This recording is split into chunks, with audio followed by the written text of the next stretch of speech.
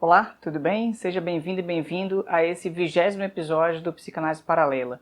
Esse é um projeto de apresentação e de reflexão sobre diferentes textos que atravessam o campo psicanalítico, sejam textos do próprio campo ou textos de fora do campo, mas a ideia é que os textos sempre toquem em alguma questão da psicanálise, né? Nesse sentido, todo texto do projeto é um pré-texto e, por consequência, um pós-texto para poder comparar com outros materiais. Um vai puxando o outro, um vai indicando a possibilidade de uma nova leitura. Eu comecei no episódio 19 a discutir algumas questões relacionadas à eficácia da psicoterapia psicodinâmica e agora eu decidi caminhar um pouco pela obra do Freud, pegando um dos textos muito importantes, inclusive, do Freud, que é uma das 5 psicanálises dele, né? Em que ele está apresentando a sua proposta de tratamento. Isso é o material posterior aos estudos sobre a histeria. Então é o segundo momento de que ele está falando da clínica da psicanálise.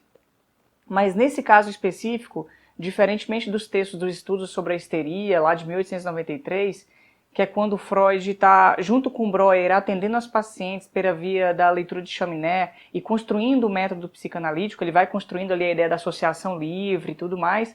Aqui, nesse caso, ele já está trabalhando dentro do campo psicanalítico. O nome do texto se chama Fragmento da Análise de um Caso de Histeria, é o famoso caso Dora, que a gente conhece aí, você já deve ter ouvido falar, que é um caso que o Freud atendeu no ano de 1900. E ele publicou isso em 1905, né? É um material que eu acho que pode ajudar a gente, meu objetivo, inclusive, com o texto, pode ajudar a gente a poder fazer um caminho na forma como o Freud vai atendendo essa moça, como ele vai pensando a questão da técnica, como ele vai articulando isso com a questão da teoria, quais são as concepções que ele tem nesse momento da proposta, que leituras a gente pode apreender a partir disso, o que é interessante, o que não é interessante. Então eu acho que é um caso que permite a gente refletir bastante e comparar com outros materiais. Além disso, é um texto que me interessou porque muitos autores depois também discutiram o texto. Então tem Lacan, tem autores com base na Melanie Klein, tem o pessoal de outras leituras também dentro do campo psicanalítico, vão pegando por diferentes partes esse texto, permitindo abrir as reflexões sobre teoria, sobre a técnica, sobre as dificuldades que o Freud encontrou, etc. Então, acho que é um material que pode enriquecer muito a nossa reflexão e pela via dos paralelismos entre os textos. Tudo bem? Eu decidi, para poder fazer a apresentação, dividir o texto em conjunto de partes, porque é um texto grande, é um texto de 100 páginas, né? Vai da página 15 até a 115 do material, considerando aí o prefácio do editor, do James Strachey, né, que fez a edição do alemão para o inglês e foi dela que veio do inglês para o português. É um texto que o Freud dividiu em 5 partes, né? Primeiro uma apresentação inicial dele, né, algumas considerações que ele chama de notas preliminares. Depois ele vai para uma parte chamada quadro clínico, que é quando ele realmente apresenta o caso como um todo, os atendimentos, como foram, as questões que ele foi desenvolvendo ao longo do tratamento. Depois disso tem 2 tópicos sobre os sonhos, então é um primeiro tópico sobre um primeiro sonho, um segundo sobre o segundo sonho, e por fim o pós-fácil, que aí é que ele coloca as dificuldades que ele encontrou no caso e as leituras novas que ele está colocando a partir daí. É um caso que permitiu Freud discutir a questão da transferência no pós-fácil. Enquanto ele estava atendendo, ele não estava discutindo isso. Então aqui eu vou apresentar só uma parte do texto, eu vou da página 15 até a 43 nesse primeiro momento. No próximo vídeo, no Paralela 21, eu vou da página 44 até a 66, que é quando ele termina o quadro clínico. E depois eu me organizo para apresentar os sonhos e o pós-fácil. Acho que isso vai dar chance da gente se colocar sobre o texto, né? E destrinchar o máximo possível de questões a respeito disso. Quando eu estava lendo, eu pensei inicialmente em fazer uma apresentação mais rápida do quadro clínico para ir direto para outras partes, mas eu fui me dando conta de que tem muita questão importante, tem detalhes importantes para a gente poder refletir e que eu acho que ajuda a gente a expandir. Então eu vou bem devagar na apresentação do texto, tá? Só para a gente ter uma noção, indo lá nas notas do editor, está na página 15, o James Strachey, ele fala que esse tratamento foi feito de 14 de outubro de 1900 até dia 31 de dezembro de 1900. Então foi um tratamento de 3 meses. lembrando que o Freud nessa época atendia a pessoa todos os dias, e ele trabalhava de segunda a sábado, então, portanto, o tratamento que ele realizou com Dora tinha mais ou menos aí, considerando 6 sessões por semana, 4 semanas, né? Nós temos aí 24 sessões por mês, considerando 3 meses, vai aí em torno de 70, 72 sessões. Isso hoje, considerando a nossa realidade de 2 atendimentos, 1 atendimento por semana, isso se estende consideravelmente ao longo do ano. É como se ele tivesse feito 1 ano de tratamento em 3 meses, né? Um paciente hoje fazendo 2 sessões por semana, ele faz 8 sessões por mês, né? E ele faz aí, em 6 meses, ele está fazendo 48 sessões. Então, só para você ter uma ideia da dimensão disso, um paciente que faz 1 sessão por semana, em 6 meses ele está fazendo 4 sessões por mês e 24 sessões ao longo de 6 meses. Para você ter uma noção da quantidade de sessões que o Freud fez com a Dora, tá? Aqui na nota do editor, então, ele fala do período do tratamento, fala que o Freud inicialmente chamara o texto de Sonhos e Histeria, era esse o título que ele deu, mas posteriormente ele mudou o título do texto. Além disso, o Freud ia conversando com o Fliess, que era com quem ele trocava algumas cartas, era um médico que o Freud tinha por referência, e o Freud fala para ele que é um texto que está entre a interpretação dos sonhos, que foi publicado em 1900, e os 3 ensaios sobre a teoria da sexualidade, que foi publicado em 1905. Né? A interpretação dos sonhos está nos volumes 4 e 5, e os 3 ensaios estão no mesmo volume, no volume 7. Embora Freud já tivesse escrito o grosso do texto em 1900, então ele poderia ter publicado nesse mesmo período, mas ele preferiu esperar em termo de 4, 5 anos para fazer a publicação desse material, né? Então isso dá uma noção do que a gente tem para engatar na apresentação do texto, tá? Indo para as notas preliminares, o Freud faz alguns comentários acerca da construção desse texto e algumas delas se remetem ao que o James Strachey falou, né?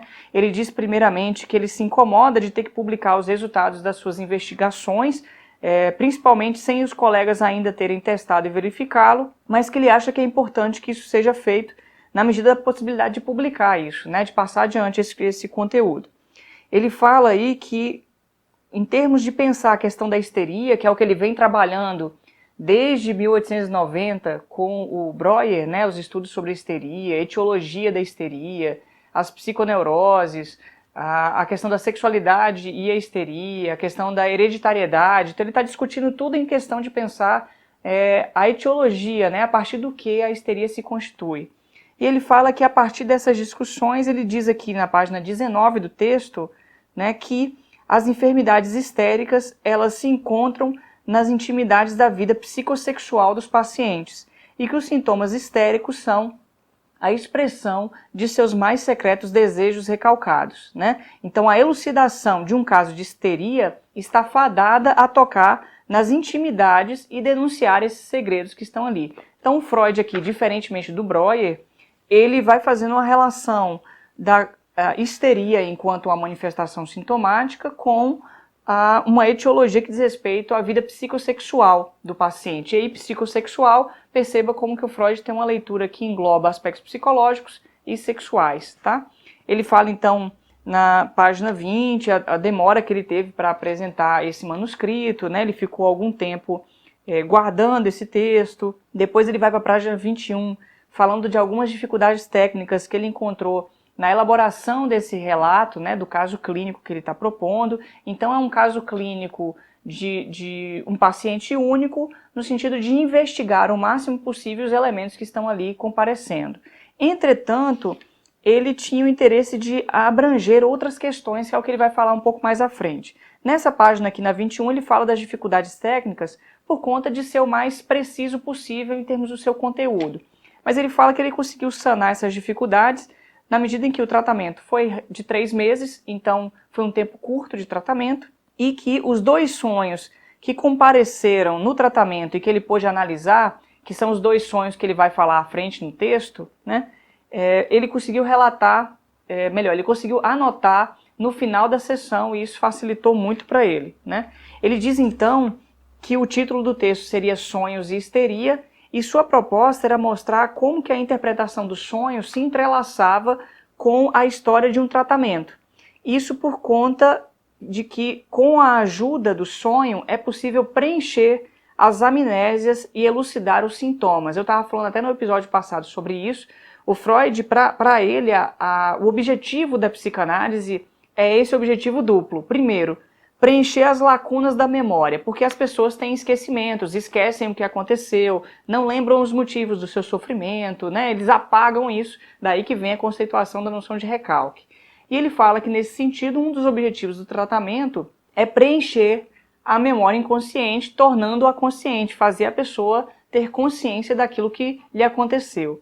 E o segundo objetivo, que ele entende que é consequência do primeiro, é elucidar os sintomas, porque na medida em que você vai tendo mais informações sobre o que foi acontecendo, você preenche as memórias e você consegue elucidar, compreender os sintomas e, por consequência, a pessoa tende a melhorar. Essa é a proposta ali no início. Depois, mais à frente, na obra do Freud, ele vai falando das dificuldades disso, o que não é possível e assim por diante. Mas aqui é o que ele está pensando nesse momento, embora ele sustente isso até o final, né? Essa ideia. Ele fala das dificuldades disso, mas esse seria o objetivo da psicanálise. Ele fala então da importância de se conhecer a questão da proposta da interpretação dos sonhos, remete ao texto da interpretação dos sonhos, fala, do outro lado, de algumas deficiências desse material, né? A primeira deficiência pelo fato de que o tratamento não prosseguiu até contento, né? Ele terminou, ele foi encerrado pela paciente depois desses 3 meses e, nesse sentido,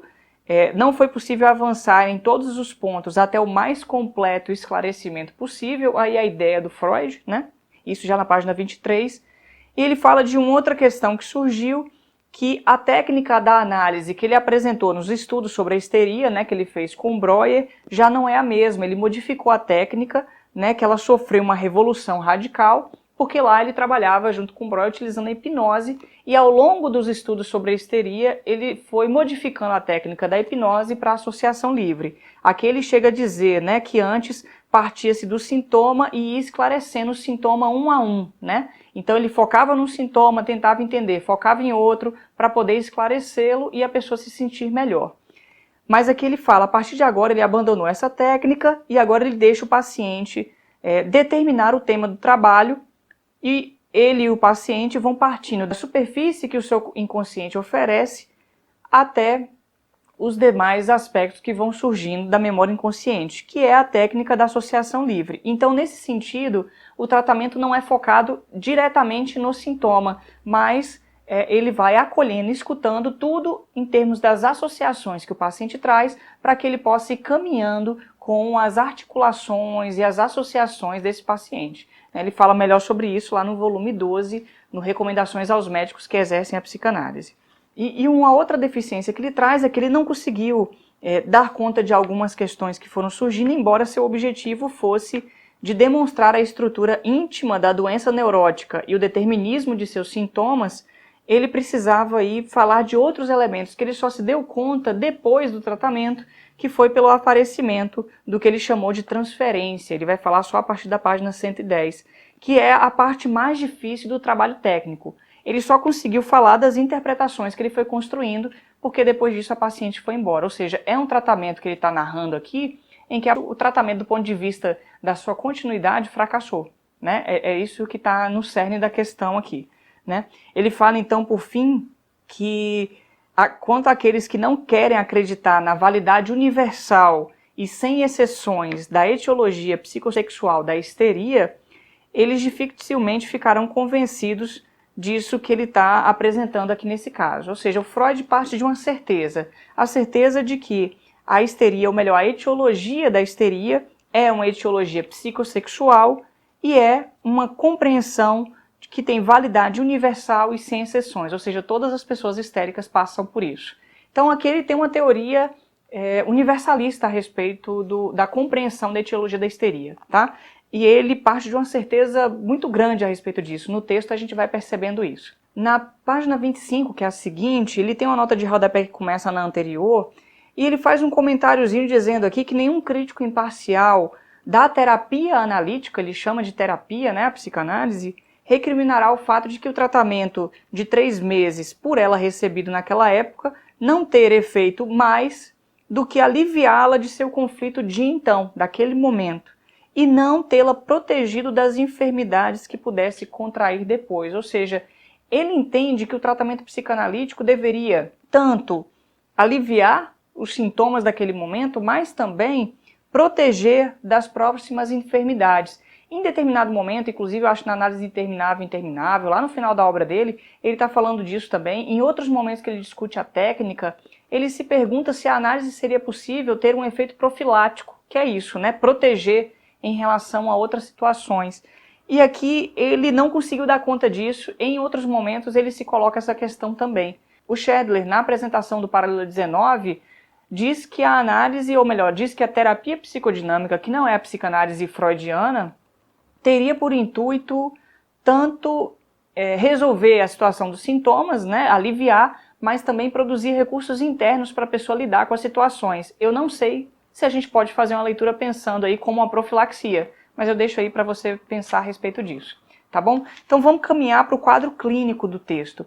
Eu fiz algo aqui que eu acho que pode nos ajudar bastante. Nesse momento do quadro clínico, que ele vai da página 26 até a página 43, que é o que eu estou colocando de margem para a gente discutir aqui, o Freud faz uma apresentação do contexto familiar, de relações e social da Dora. E isso me parece interessante porque é muita informação, e para poder apresentar isso, eu pensei em colocar isso em um esquema gráfico, né, um esquema representativo que a gente utiliza muito na área da saúde, que é o genograma. O genograma é como se fosse uma árvore genealógica, né, inclusive de cima para baixo, que vai mostrando tanto as relações de descendência quanto as relações de amizade, fraternidade entre as pessoas, de moradia, etc. Junto ao genograma, eu articulei o que a gente chama de ecomapa, que faz a ligação do genograma com os contextos de vida, os contextos de participação social dessas pessoas, dessa família. E aqui eu estou colocando uma imagem aqui, vou até mostrar aqui para você ter uma ideia.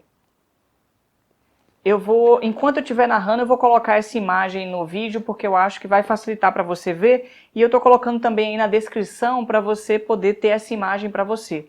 Essa imagem aqui, ela é uma representação específica do que o Freud fala da página 19 até a 43. Nos próximos vídeos, eu vou modificar a representação em função das novas informações que vão aparecendo no caso e, consequentemente, das interpretações que o Freud vai fazendo. Até esse momento, o Freud não faz nenhuma interpretação, até a página 43. Ele está ali, pelo menos na narrativa dele, né? Ele está apresentando o caso, ele está escutando a Dora e assim por diante, tá? O que eu acho interessante, antes de começar essa apresentação, é o seguinte. A gente aqui está pegando, e eu estou apresentando um texto de 119 anos atrás. Esse texto é de 1900. Nós estamos em 2019. Então, tem uma diferença imensa em vários aspectos aí. Primeiro, do ponto de vista cultural em que o Freud estava e, portanto, da compreensão que ele tinha das relações entre homens e mulheres, do próprio machismo que está implicado na relação entre as pessoas que ele vai narrando ali, mas também na sua própria leitura, né? A gente vai percebendo, ao mesmo tempo, uma abertura do Freud em acolher a escuta dessa mulher. Posteriormente no texto ele até fala que é importante que os médicos escutem as pacientes, assim, ele vai mostrando como que se deve tratar dos assuntos sexuais com as pacientes, sem que isso seja algo de repúdio ou de más intenções, né, segundas intenções, mas como um trabalho sério. Então, assim, é um texto que vai sendo marcado por eu acho que é uma crise de elementos, por uma gama de vários elementos que ficam se cortando ali, né, da relação do Freud com essa família, de como ele pensava o tratamento, como ele era confrontador com a paciente, como ele acolhia, quais eram os tipos de interpretação e leituras que ele fazia, qual era a leitura de base que ele tinha para pensar esse caso clínico, o que ele ia pensando para justificar uma intervenção que ele estava fazendo num certo momento. Então, isso ao longo do texto a gente vai aprendendo e entendendo como ele pensava, considerando que são mais de um século de diferença para o que a gente está hoje. Então, a clínica psicanalítica que eu faço hoje, que os profissionais e colegas fazem, em partes, traz elementos do que o Freud fazia. Em partes, está muito longe disso. Então, até por conta da leitura do Lacan, dos outros psicanalistas, modificou muito ou modificou muitas partes desse trabalho, né? Então eu acho que vale a pena a gente ir ruminando o texto, indo de página a página, construindo o que ele está falando, olhando a imagem que eu estou mostrando para vocês do esquema, para a gente poder ter uma noção melhor do que está se colocando aí, tá? E fazer uma distinção, ou melhor, uma equivalência e uma distinção para o que a gente faz hoje em 2019 e outros, né? E assim por diante, tá? Vamos começar então a leitura do quadro clínico. Eu vou da página em que a gente está, do começo do quadro até a página 43 do material, tá bem? O quadro clínico começa na página 26. Então é rapidinho aqui, bem? Então vamos lá para a gente começar, né? Ele começa o quadro clínico falando que ele, na interpretação dos sonhos, demonstrou a importância dos sonhos, que eles podem ser substituídos por pensamentos impecavelmente construídos, ora o impecavelmente aí, né, a perfeição que o Freud está buscando,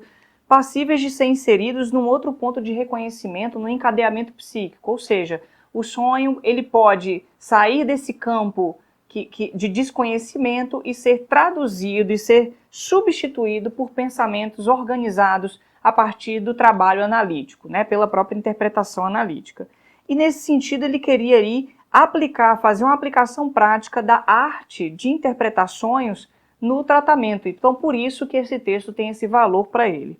Ele fala ali que os sonhos, ele foi se dando conta, na fala das pacientes e dos pacientes, pareciam reclamar uma inserção na trama de relações tecidas entre um sintoma da doença e uma ideia patogênica, ou seja, entre a ideia patogênica, a ideia doentia, patológica e o sintoma, existe alguma coisa onde o sonho entrava aí como um elemento importante para a compreensão do que estava acontecendo. Ele diz então que ele foi aprendendo a traduzir a linguagem dos sonhos na própria linguagem do pensamento, que é a linguagem corrente, né? Esse conteúdo do sonho que ele dividiu entre conteúdo latente e manifesto, ele foi fazendo um trabalho de análise de forma tal a traduzir esses elementos em uma outra linguagem, a linguagem consciente, né?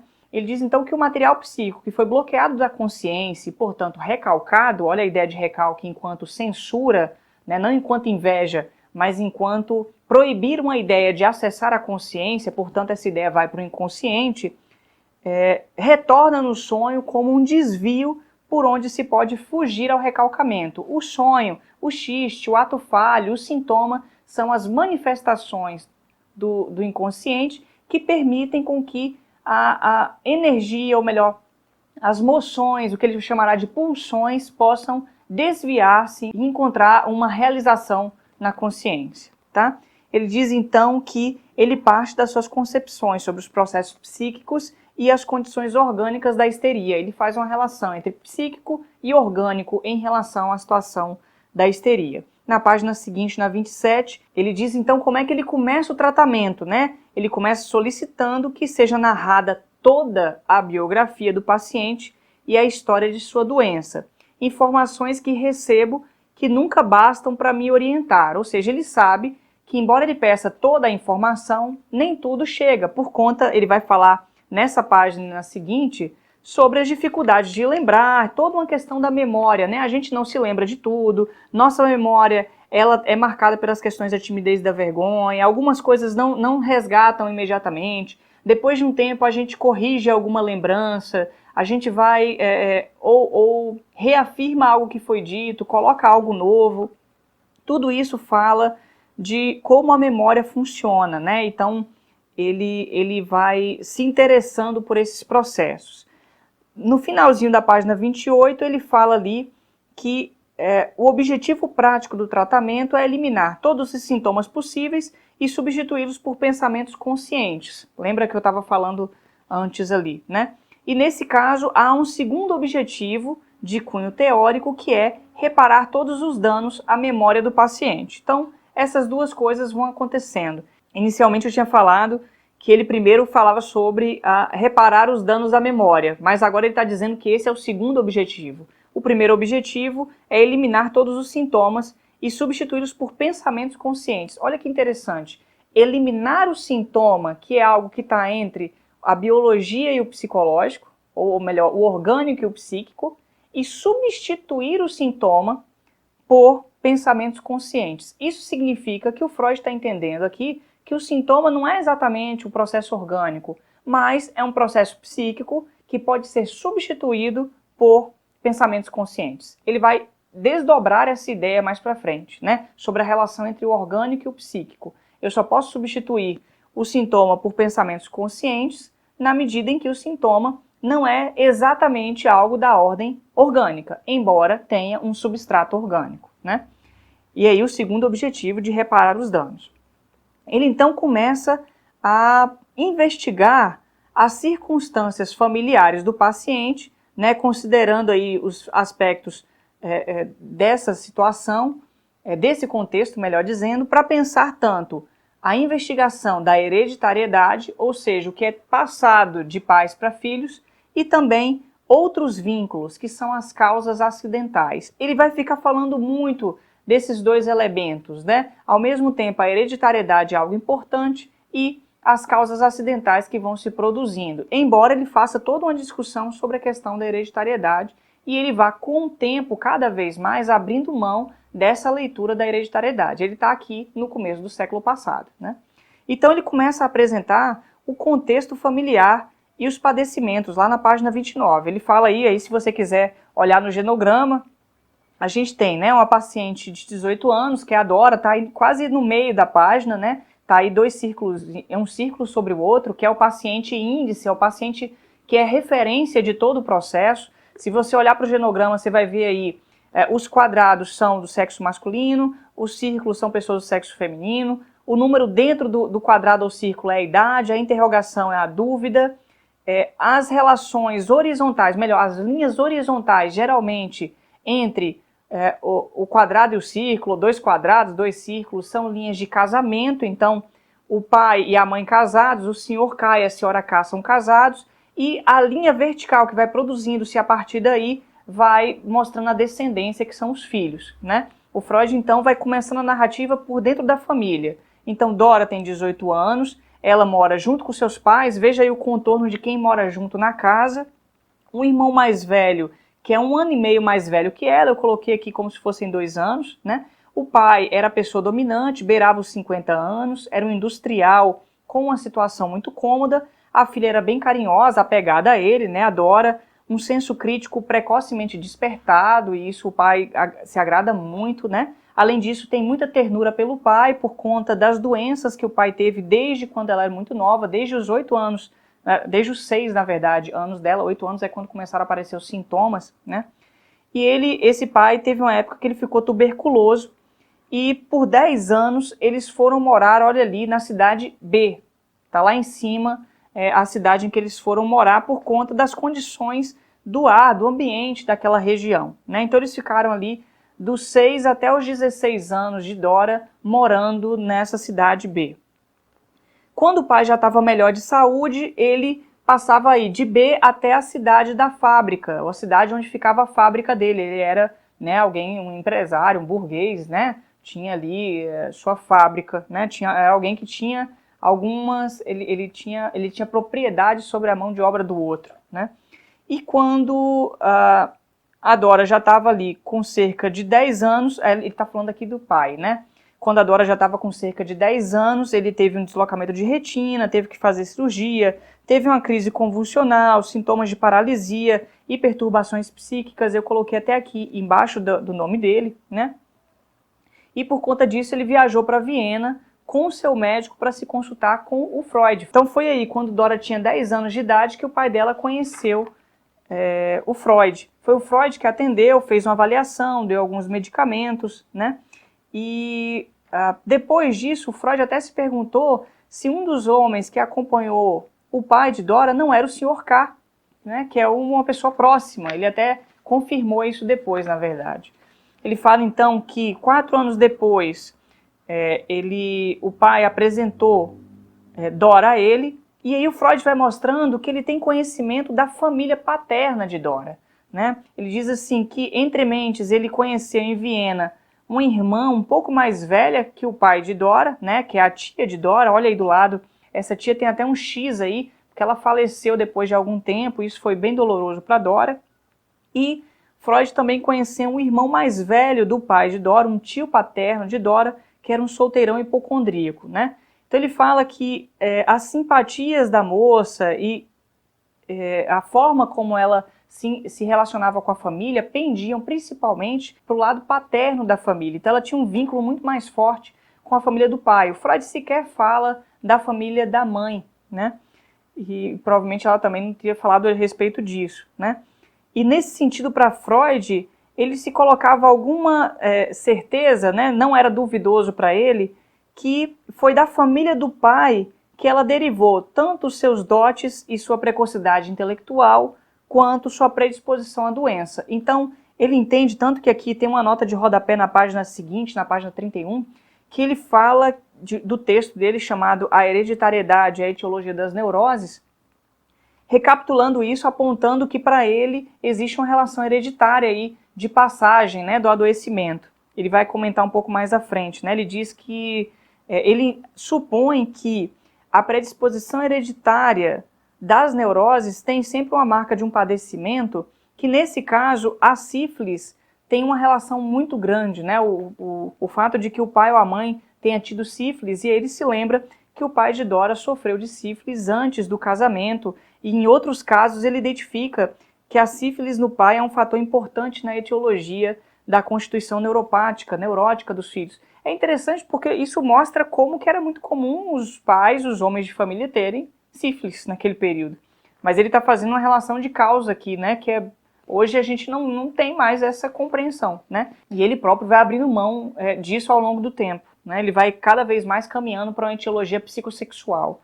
Ele então fala na página 30, seguindo, sobre a mãe de Dora. Diz que não chegou a conhecer, que pelo que o pai e Dora falavam, era uma mulher inculta e fútil. Então olha isso que ele fala da mãe. E ele entendia que pelos sintomas e assuntos que ela ia relatando, a mãe se interessava muito pelos aspectos domésticos, né?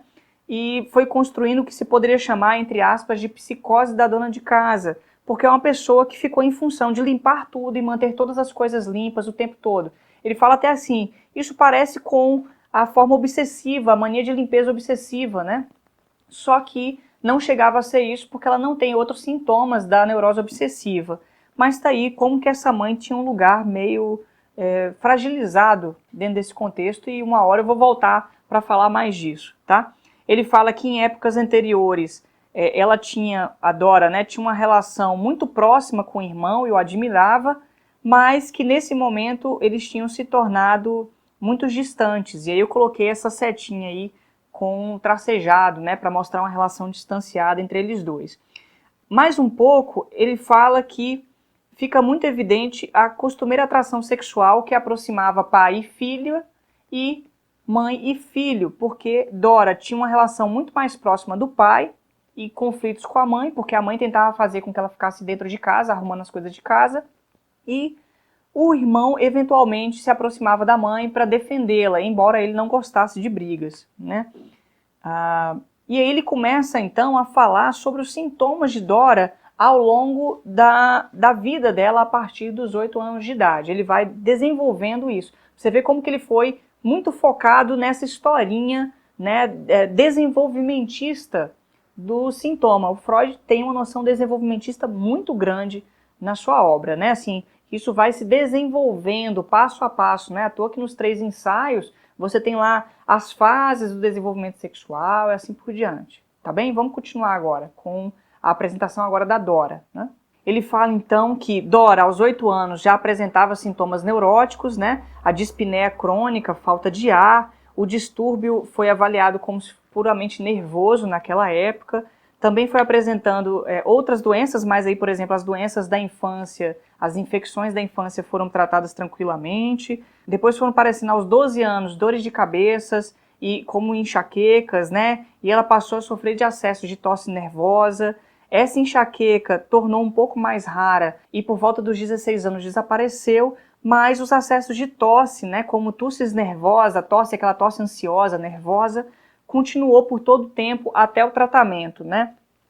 Um outro aspecto que foi surgindo junto com a tosse era um sintoma de perda da voz que foi aparecendo desde a primeira metade dessas crises e continuou ao longo do tempo. Então, os dois sintomas principais, que inclusive o Freud trabalha nesse tratamento, são a tosse nervosa e a perda da voz, a afonia, tá? Ele fala então na página 32 que aos 16 anos o Freud a viu pela primeira vez, ela estava sofrendo de tosse e rouquidão. Nessa época ele propôs um tratamento psíquico, mas os sintomas desapareceram rapidamente, espontaneamente, e aí Dora não fez o tratamento. Passado um tempo, a tia, que ela gostava tanto, que está aí no material, morreu, né, de marasmo, né, que é uma desnutrição seca, severa, e isso deixou ela muito triste. Ela teve um quadro febril, que foi avaliado como apendicite, e que foi passando ao longo do tempo, né. A saúde do pai foi melhorando, e isso justificou a possibilidade deles deixarem a estação de B, deixarem de morar em B, e eles foram morar na cidade da fábrica do pai, né? Eles mudaram para outra cidade ali do lado. E fizeram residência ali até que um ano depois eles foram para Viena, tá? Então esse é o percurso. Moravam em B por 10 anos, quando o pai melhorou, a Dora já estava com mais ou menos 16 anos e pouquinho, eles foram para a cidade da fábrica e um ano depois eles foram para Viena. Então, quando Dora chegou ali, ela estava com 18 anos no tratamento, feições inteligentes e agradáveis, né? Ela era uma fonte de muitas preocupações para os pais, ela tinha um desânimo e uma alteração do caráter, que eram os principais traços da sua doença, não estava satisfeita nem consigo nem com sua família, tinha uma atitude inamistosa em relação ao pai e se dava muito mal com a mãe, né? Além disso, ela, quando não estava se sentindo lá, evitando os contatos sociais, ou quando não estava fadigada e com falta de concentração, ela ouvia conferências para mulheres e se dedicava a estudos mais sérios. Eu fico pensando qual é o tema dessas conferências, né? Será que diz respeito a questões de gênero, discussões sobre isso? Acho que é um assunto para a gente poder colocar nas próximas reflexões também, porque o Freud não discute sobre isso. De qualquer forma, um dia os pais encontraram em cima da escrivaninha dela uma carta em que ela dizia que não suportava mais a vida e queria cometer suicídio, né? Suas intenções de suicídio. O pai, diz Freud, que como o pai ele tinha uma certa noção daquilo, ele tinha discernimento, ele ainda assim se mostrou um pouco abalado e num outro momento, quando a filha teve uma perda de consciência diante dele, ele falou que não tinha jeito, naquele momento ela tinha que se tratar com Freud. Então é nesse contexto, com 18 anos, depois dessa carta de tentativa de suicídio, ou melhor, dessa carta suicida, né, não chegou a se realizar ou se tentar, por conta disso o pai leva ela para o Freud. E aí aqui começa o desenvolvimento do caso, né? O Freud vai falar agora da Dora. E aí o Freud agora vai falar também dos elementos que a Dora traz. Ele fala aí na página 33 que esse material não é um conjunto digno de ser comunicado, porque trata-se de uma petite hysterie, uma pequena histeria, com sintomas mais comuns, como sintomas somáticos e psíquicos, como dispneia, tosse nervosa, afonia, enxaqueca junto com depressão, insociabilidade histérica e tédium vitae, que provavelmente não era muito levado a sério, né? Ele fala que em outros casos da psiquiatria, ou melhor, da medicina, haveria a possibilidade de ver elementos mais interessantes do que esse, mas que para ele o valor desse caso está em poder pensar alguns outros elementos, né, como sonhos, como outros pontos da terapêutica que foram valiosos aí para ele. Ele resgata então na página 34 os estudos sobre a histeria, né, que ele escreveu junto com Breuer, sobre a teoria psicológica da histeria, esse aspecto, e diz que para eles dois existem algumas condições psíquicas importantes para desenvolvimento da histeria. Ele fala, primeiro, o trauma psíquico, segundo, o conflito dos afetos, e terceiro, que ele acrescentou posteriormente, foi uma crise aí com Breuer, a comoção na esfera sexual. Então esses são os três elementos, nesse momento, em 1905, quando ele publica, que o Freud aponta que servem para desenvolver, para produzir o desenvolvimento de uma histeria. Ele diz então que no caso de Dora, a tão salientada inteligência do pai, isso já mostra como o Freud pensa no pai de Dora, qual o tipo de referência que ele tem, né, sempre de uma certa valorização, que o pai já deu para ele, num primeiro relato, qual que seria o elemento recente da sua doença. E ele vai contar o caso da cena que está aí no material, que é a segunda cena, a cena do lago, né, que aconteceu lá no lago, na cidade de B. Então ele vai aqui, a partir da 34, contar isso para Freud. Então o pai de Dora conta que quando eles estavam na cidade de B, eles tiveram e criaram a amizade íntima com uma família, que é a família dos K. Ele vai dizer então que nesse período, quando o pai estava doente, a senhora K cuidara dele, né, por conta da sua enfermidade, então ela foi criando um vínculo muito forte com ele, e o senhor K sempre foi extremamente amável com sua filha. E além disso, a Dora cuidava dos filhinhos do K com uma atenção quase maternal. Eu coloquei aí então as relações de Dora com os filhos, coloquei a relação do senhor K com Dora, a relação do pai de Dora com a senhora K. Mas as relações de Dora com o senhor K e com a senhora K estão conflituosas aí por conta do que foi acontecendo, né? Chegou então numa situação que eles iam viajar e Dora ia ficar algumas semanas na casa dos K, enquanto seu pai voltava para a cidade da fábrica e depois retornaria para lá. Mas aconteceu uma situação, de repente Dora chega dizendo que não iria ficar, queria com ele voltar, e quando fez isso, Dora falou, esclareceu, contando a sua mãe, e a mãe contou para o pai, que o senhor K teve a audácia de lhe fazer uma proposta amorosa durante uma caminhada depois de um passeio pelo lago. E isso deixou todo mundo meio atônito, né? Os pais de Dora entraram em contato, o pai e o tio dela entraram em contato, o senhor K recusou, né, dizendo que não tinha nada a ver, não tinha acontecido isso, e passou a acusar a Dora de que ela que tinha inventado isso, ao ponto de que sua mulher, a senhora K, havia dito de que Dora mostrava interesse por assuntos sexuais. Então, era provavelmente uma fantasia que Dora tinha construído ali. Né? O pai, então, diz para Freud que não tem dúvidas de que esse incidente é responsável pelo abatimento dela, pela sua irritabilidade e as ideias suicidas. Ela vive insistindo em que eu rompa relações com o Sr. K e, em particular, com a Sra. K, a quem antes positivamente venerava. Então perceba aí que teve um conflito que aconteceu por conta desse homem casado chegar e fazer uma proposta amorosa para ela, né? E aí o pai de Dora continua dizendo que essa pobre mulher é muito infeliz com o marido, a Sra. K. E eu e ela criamos uma relação de apoio, elas veem em mim um apoio. Nesse sentido, somos dois pobres coitados que consolamos um ao outro como podemos através de um interesse amistoso. E aí ele diz para Freud, né, o senhor bem sabe que não tenho nada disso com minha própria mulher. Ou seja, eles têm ali um caso, né, entre o pai de Dora e a Sra. K, e o Sr. K tentou fazer uma proposta amorosa para Dora. Então perceba como tem um conjunto de cenas aí de traição, de conflito na ordem das questões amorosas, né, se colocando. E aí o pai de Dora diz, por favor, tente agora colocá-lo no bom caminho. É bem a demanda de quem traz os filhos pro consultório, né? Coloca no bom caminho aí, que é o caminho que eu gostaria que fosse. E aí a experiência, Freud começa a pensar a respeito desse conteúdo narrado até então, né? Que provavelmente veio muito também do pai, né? Ele diz, a experiência de Dora com o Sr. K foi o trauma psíquico que ele e Breuer declararam, né, que serviria de condição prévia indispensável para a gênese de um estado patológico histérico. Aquele foi o trauma. Só que isso colocou questão para ele, porque todos esses sintomas, né, de tosse, afonia, o abatimento, o tédio, principalmente a tosse e a afonia, já existiam antes dessa situação. Então não daria para ser o trauma. Então ele está considerando a possibilidade, né? E ele se lembra de que desde o 8º ano de vida esses sintomas já existiam, né?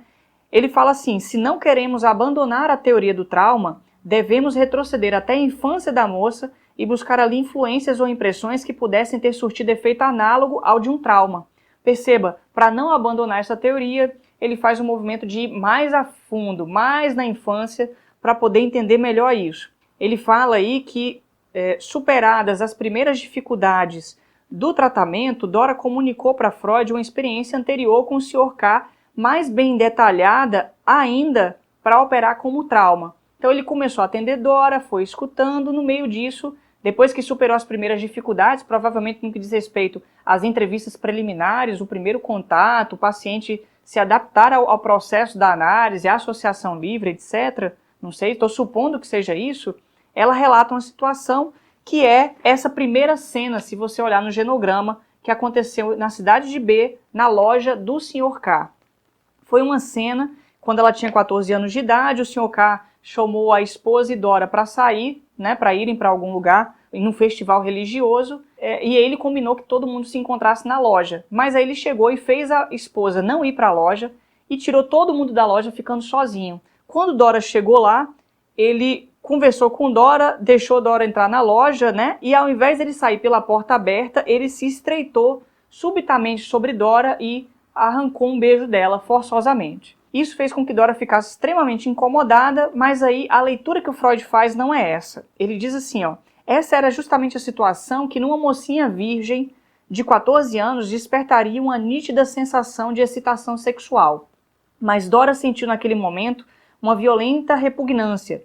Livrou-se do homem e passou correndo por ele em direção à escada, daí alcançando a porta da rua. Ou seja, o Freud entende ali que naquele momento uma pessoa normal, uma mocinha virgem de 14 anos normal, para aquela época de 1900, diante de um homem que lhe arranca um beijo, ela ficaria excitada.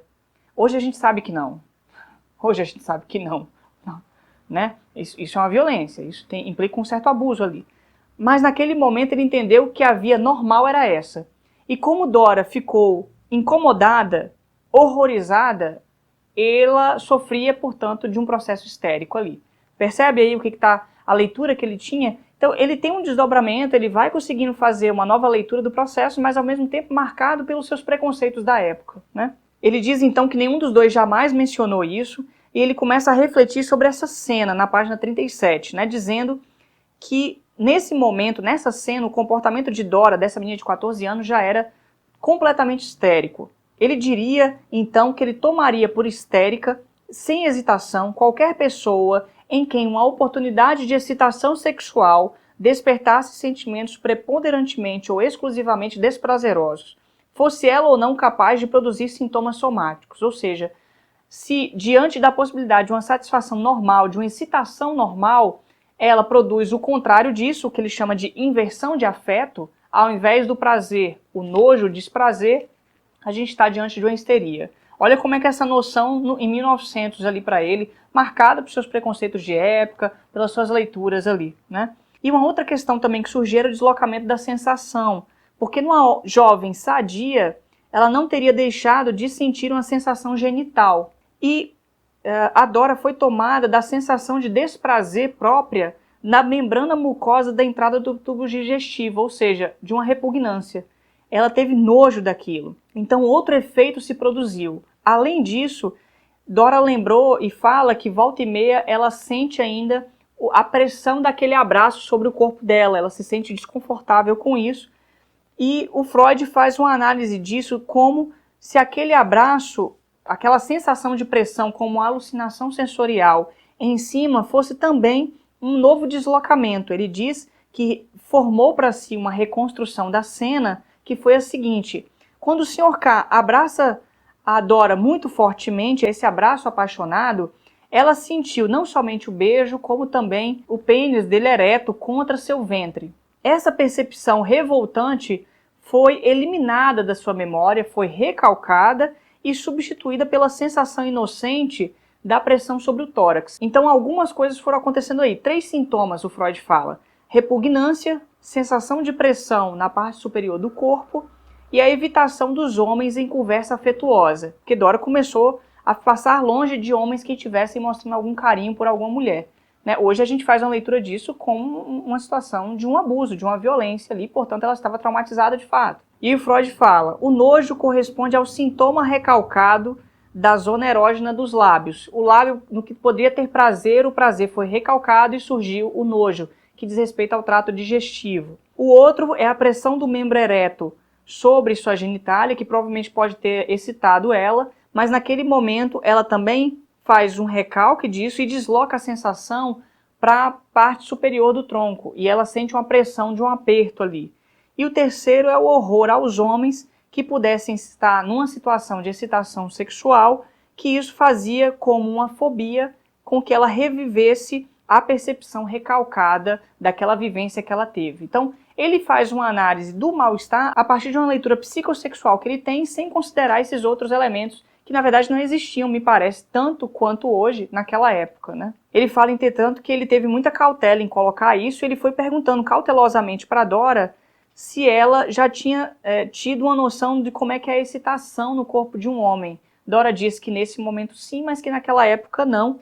E o Freud fala que ele queria submeter seus pressupostos a uma prova rigorosa neste caso. Então perceba, ele vai construindo pressupostos e ele vai intervindo, propondo, confrontando, perguntando em função desses pressupostos. Esses pressupostos têm a ver com sua teorização, mas também com os achismos que fazem parte da sua leitura, né? Tanto a leitura psicossexual quanto a leitura do prazer normal, da satisfação normal no processo. E aí ele faz uma nova articulação na página 40, dizendo que a cena do beijo pode ser derivada do seguinte: a sensação de nojo que Dora teve naquele momento poderia ser inicialmente uma reação ao cheiro dos excrementos, porque naquele momento a Dora não conhecia a função sexual do pênis, mas a função excretora, urinária do pênis. Portanto, ela sentiu nojo pensando na micção, inclusive o odor daquilo. Por isso que veio o nojo, né? Olha a leitura que ele está trazendo, né? Nesse sentido, a repugnância se inclui nas manifestações ativas da vida sexual. E aí ele fala aqui como que é importante pensar a questão da sobredeterminação dos sintomas, para entender que os sintomas têm outros significados que não simplesmente o próprio sintoma, né? E aí ele continua dizendo que não era fácil fazer com que Dora falasse sobre suas relações com o Sr. K. Todo o foco dela, toda a camada superficial das suas associações durante as sessões se voltava para a sua relação com o pai, por conta do que acontecera, né? Então ela contava geralmente essas situações com o pai. Para ela não tinha dúvida de que o que ligava seu pai à Sra. K era um relacionamento amoroso corriqueiro. E nesse sentido Freud diz que não há nenhuma lacuna em sua memória, ela não tem nenhum esquecimento aí. E aí ele começa a recapitular essa história, dizendo que o relacionamento com os K tinha começado antes da doença grave, né? Até porque eles tinham ido morar na cidade B, e só se tornou íntimo com os K quando o pai ficou doente. Nesse período, a jovem senhora, né, a gente não tem uma noção da idade, assumiu a posição de enfermeira do pai, enquanto a mãe de Dora se mantinha afastada do leito dele. Ela não cuidou dele, a relação deles não era boa. Além disso, o pai e a Sra. K foram construindo uma relação muito próxima ao ponto de, por exemplo, quando eles foram passear ou ficar numa época num hotel, toda a família, né? Eles arranjaram quartos em que eles pudessem ficar um pouco mais próximos e distantes dos outros. Ao mesmo tempo, Dora repreendia o pai por conta da Sra. K, porque ao mesmo tempo eles estavam sempre sendo vistos juntos. Quando Dora um dia repreendeu o pai pela proximidade que ele tinha com a Sra. K, ele falou assim que ela tinha até que agradecer por conta de entender que ela foi importante para ele e os filhos dele tinham que ser gratos a ela. E quando Dora vai perguntar à mãe sobre isso, a mãe disse que uma época o pai estava muito triste, que quisera suicidar-se, e nesse momento de tentativa de suicídio no bosque, a Sra. K entendeu que precisava ajudá-lo e foi lá para persuadi-lo com suas súplicas, e por conta disso, e também para preservar os seus filhos, né? Preservar-se para os seus filhos. E a Dora não acredita nisso, entendia que aquilo ali na verdade era uma desculpa para que eles pudessem ter um encontro amoroso, e que era uma invenção do pai aquela história. Quando eles voltaram de volta para a cidade B, o pai de Dora ia na casa dos K visitar a Sra. K em determinados horários, e sempre que o marido dela, o Sr. K, estava na loja, ao ponto do próprio Sr. K muitas vezes se queixar com a mãe de Dora sobre isso, né? Em outras situações, quando eles estavam fazendo passeios juntos, os dois andavam juntos e se afastavam dos outros. A própria Sra. K também aceitava dinheiro dele, e ele começava a dar presentes para a Sra. K, que ele também começava a dar para a esposa e para a filha, ou seja, como uma forma de gratificação aí. Ele diz que nesse período, Freud fala, que a Sra. K até ficou melhor, ela estava passando numa época muito doente, depois foi ficando sadia e cheia de vida, por conta desse galanteio, dos caprichos do pai de Dora. E aí, depois que eles deixaram B, quando a família de Dora mudou para a cidade da fábrica, quando de repente acontecia alguma situação, o pai de Dora falava que estava doente, começava a tossir, ele ia para a cidade de B e mandava a carta dizendo que estava se sentindo bem. Além disso, aconteceu que quando eles se mudaram para Viena, Dora achou aquilo ali meio estranho, né? Foi quando ela já devia estar com 16 anos, 17, porque logo depois ela soube que os K também foram transferidos para Viena, ou seja, as famílias se juntaram em Viena, né? Então ela foi se dando conta de que isso tinha algo estranho, né? Ela começava a ver o pai na rua na companhia da senhora K, começava a ver o senhor K acompanhando ela com os olhos, né? E o Freud fala assim que o pai era um cara insincero, né? Tinha um traço de falsidade em seu caráter, ele pensava muito em sua própria satisfação, isso tudo na forma como a Dora lhe contava a situação.